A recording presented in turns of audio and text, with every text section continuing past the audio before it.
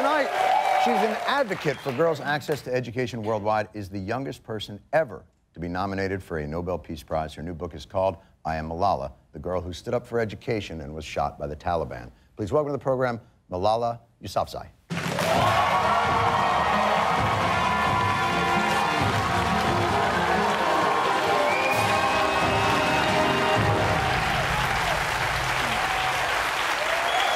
Nice to see you.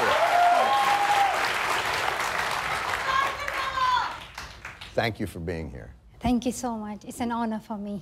It is an honor for us. I know me. This is, by the way, we talked a little bit before the show. Nothing feels better than making you laugh. I will say that. Well, I enjoyed that very much. I am Malala. It's honestly humbling to meet you. You're 16.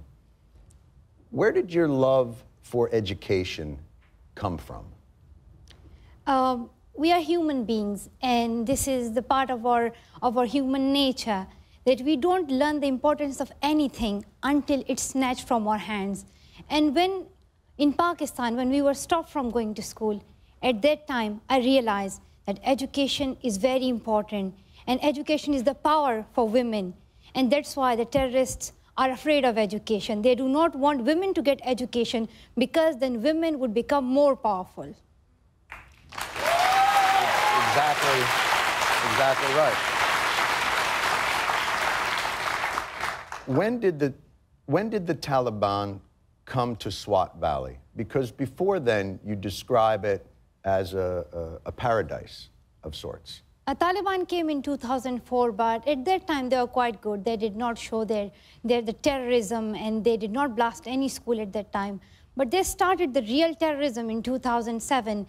They have blasted more than 400 schools in Swat. They have slaughtered people. And in the month of January 2009, they used to slaughter even 2-3 people every night. And they have flogged women. We have seen the barbaric situation of the 21st century.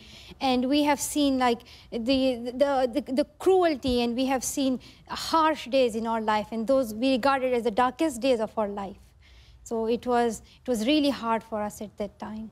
You describe in the book, still, no matter what, they took the signs off of schools. They went underground, but they continued in the face of, you spoke out publicly against the Taliban. What gave you the courage to continue this? You know, my father was a great encouragement for me, because he spoke out for women's rights. He spoke out for girls' education. And at that time, I said that why shall I wait for someone else? Why shall I be looking to the government, to the army, that they would help us? Why don't I raise my voice? Why don't we speak up for our rights? The girls of Swat, they spoke up for their rights. I started writing diary. I spoke on every media channel that I could. And I raised my voice on every platform that I could. And I said, I need to tell the world what is happening in Swat. And I need to tell the world that Swat is suffering from terrorism, and we need to fight against terrorism. When did you realize the Taliban had made you a target? When in 2012, I was with my father, and someone came and she told us that, have you seen on Google that if you search your name and the Taliban have threatened you? And I just could not believe it. I said, no, it's not true. And even after the threat, when we saw it, I was not worried about myself that much. I was worried about my father, because we thought that the Taliban are not that much cruel that they would kill a child, because I was 14 at that time. But then later on, I used to, like, I started thinking about that, and I used to think that the Talib would come and he would just kill me. But then I said, if he comes, what would you do, Malala? Then I would reply myself that, Malala, just take a shoe and hit him. But then I said, if you hit a Talib with your shoe, then there would be no difference between you and that Talib. You must not treat others that much with cruelty and that much harshly. You must fight others, but through peace and through dialogue and through education. Then I said, I'll tell him how important education is, and that I even want education for your children as well. And I'll tell him, that's what I want to tell you, now do what you want.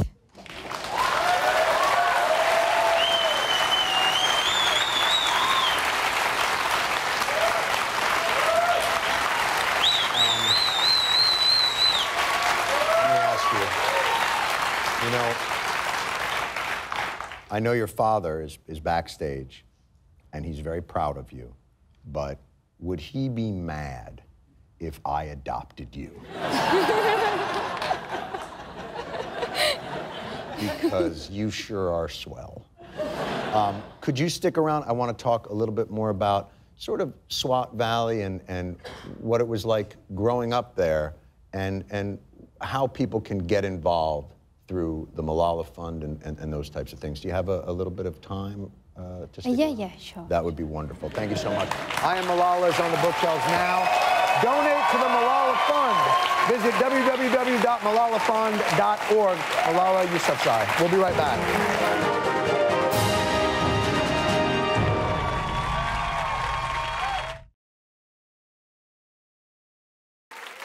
Wonderful to listen to you talk. We are back. We're talking to Malala. The book, I Am Malala, is on shelves right now. Your love of school reminds me so much of my children.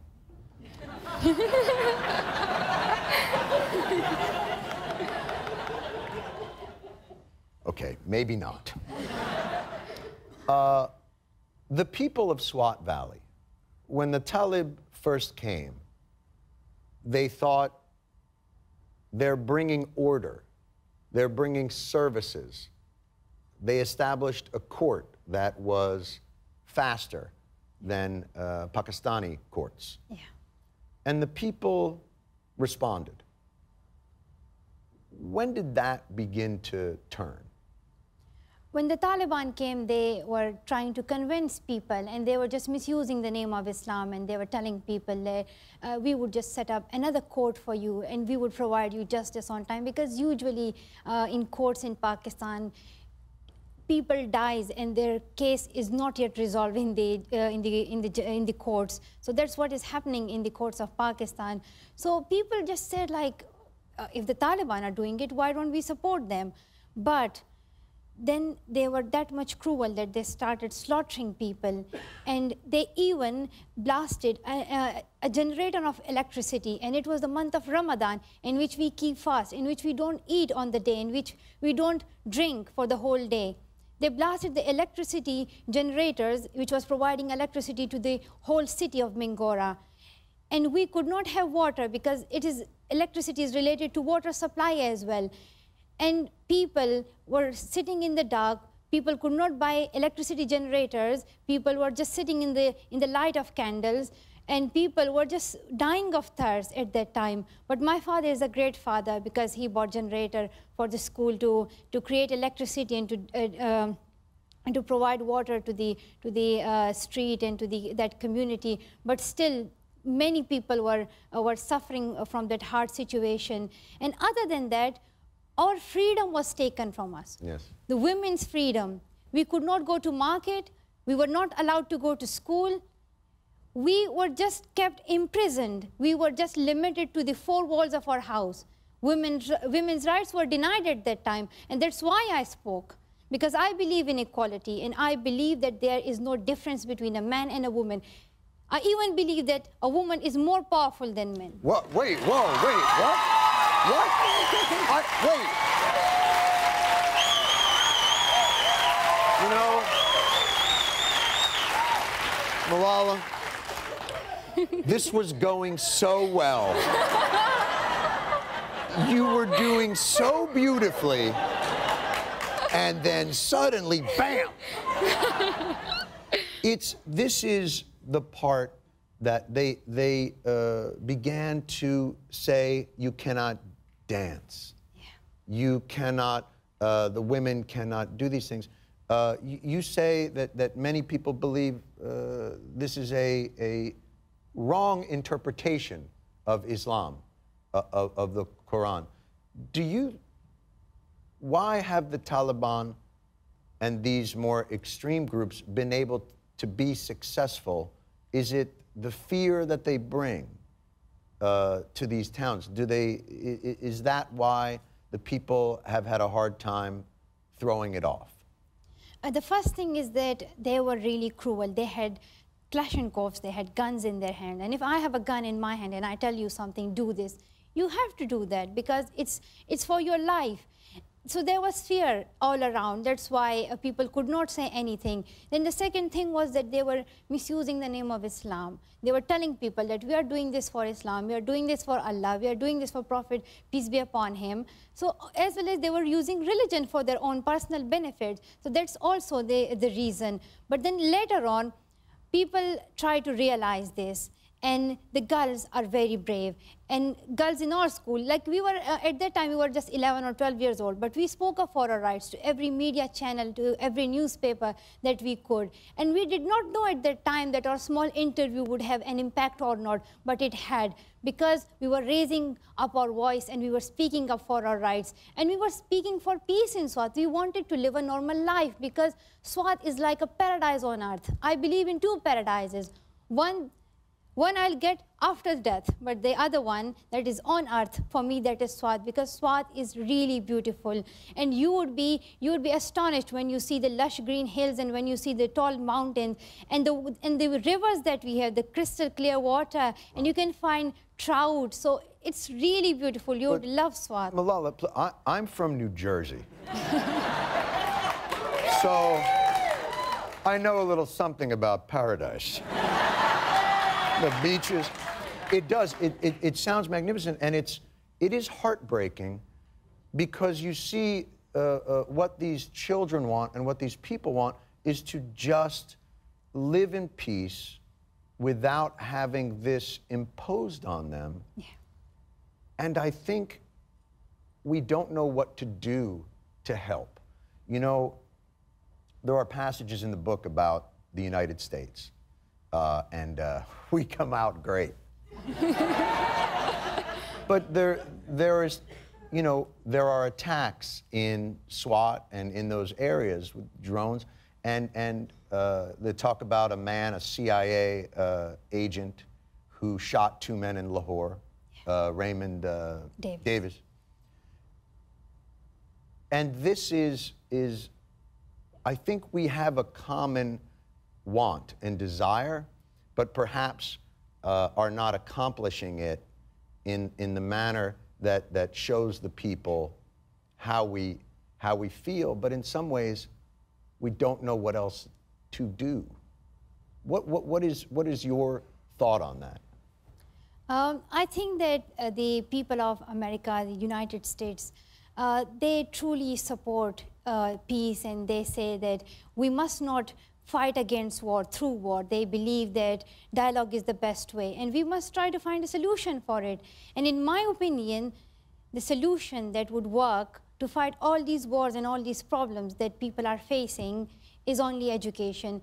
Because you can stop war for a second, but you don't know it would start again or not. Mm-hmm. We have seen First World War, we have seen Second World War, and I think Third World War is coming. But I believe that we must stop it now. I don't want to see a Third World War in this world again.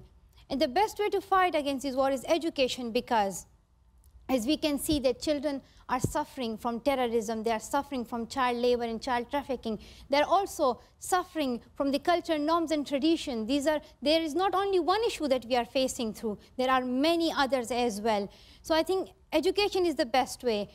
People would be thinking, just going to school, learning about chemistry and physics and maths, and that's it. Going to school is not only learning about different subjects, it teaches you communication, it teaches you how to live a life, it teaches you about history, it teaches you about how science is working. And other than that, you learn about equality, because students are provided the same benches, they sit equally, it shows us equality. It teaches students how to live with others together, how to accept each other's language, how to accept each other's traditions and each other's religion. It also teaches us justice, it also teaches us respect. It teaches us how to live together. So that's why I support the idea of sending children to school, because it is the best way to fight terrorism. And I want people to support us in this cause. And through Malala Foundation, we want to work for education of girls in the developing countries, especially in Syria now. They are suffering, they are homeless now. We want to help children in Afghanistan because they have been suffering from terrorism for decades. We want to help the children of India as well because they are victims of child labor. So I think issues and problems are enormous, but solution is one, and that is simple. That is education. I